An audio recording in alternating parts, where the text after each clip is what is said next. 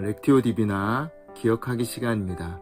이번 주 말씀은 위로하는 사람이라는 제목의 말씀이었습니다.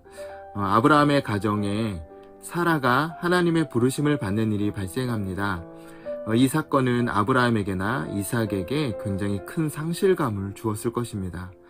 아내의 죽음, 어머니를 잃는 아픔은 인생의 가장 큰 고통의 순간이라고 할 수 있죠. 아브라함의 가정에 위로가 필요한 순간인 것입니다. 우리도 살다 보면 힘든 일이 있습니다. 우리가 겪는 아픔과 상실의 고통은 누구나 다 경험할 수밖에 없는 문제입니다. 그것은 남자나 여자, 세대를 가릴 것 없이 다 찾아오는 인생의 위로가 필요한 순간인 것이죠. 오늘 본문은 아브라함의 가정이 상실의 아픔과 고통을 극복하는 과정을 보여줍니다. 그것은 첫 번째로 하나님 안에서 나의 존재의 의미를 발견하는 것입니다. 상실을 핑계로 제멋대로 살아가는 것이 아니라 그 상황 속에서 하나님과의 관계를 기억하며 하나님 앞에 더 철저히 서는 것입니다.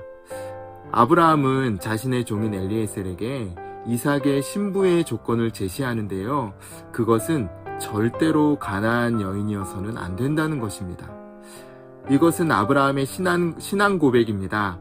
과거의 자리로 돌아가지 않겠다는 단호한 고백입니다. 사라의 죽음으로 인한 가정의 빈자리를 빨리 채워서 고통을 극복하려는 그런 단편적인 것이 아니라 하나님의 뜻을 기억하며 원칙을 고수하는 것입니다. 여러분은 하나님의 관계 속에서 세워진 인생의 스토리를 가지고 계십니까?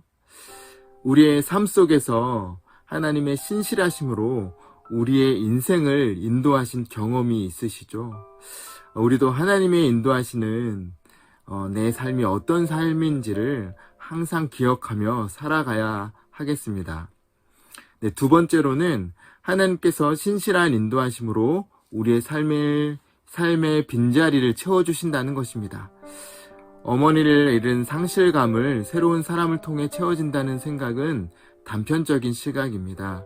상실의 시기에 이삭의 신부를 찾는 그 과정은 하나님께서 예비하신 하나님의 자녀들의 삶을 신실하게 하나님께서 인도하신다는 것을 보여주는 것입니다.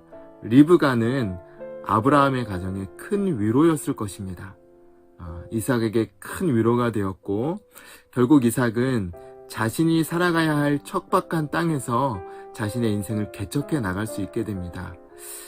이삭의 인생에 가장 주목할 만한 사건은 우물을 파는 것인데요. 다른 사람들은 파고 싶어도 팔 수 없었던 그 우물을 이삭은 계속해서 파게 됩니다. 이렇게 하나님이 주신 은혜와 복으로 남을 섬기며 아름다운 세상을 만들 수 있게 된 것이죠. 그런데 남을 섬기고 위로한다는 것이 쉬운 일이 아닙니다. 그것은 자기 희생을 전제로 해야 합니다. 그런데 사람들은 이삭을 통해 살아계신 하나님을 만나게 되는 것이죠. 이삭도 순탄한 삶을 살지 못했지만 핍박과 억울함 속에서 사람들을 축복하며 살았다는 것입니다. 우리도 우리가 있는 삶의 자리에서 인생에서 수많은 아픔과 상실을 경험할 때 하나님과의 관계에서 먼저 자신의 존재를 발견하시기 바랍니다. 또한 하나님의 채우심을 기억하며 많은 사람들에게 위로를 주며 또 살아계신 하나님을 선포하시는 복된 삶이 되시기를 바라겠습니다.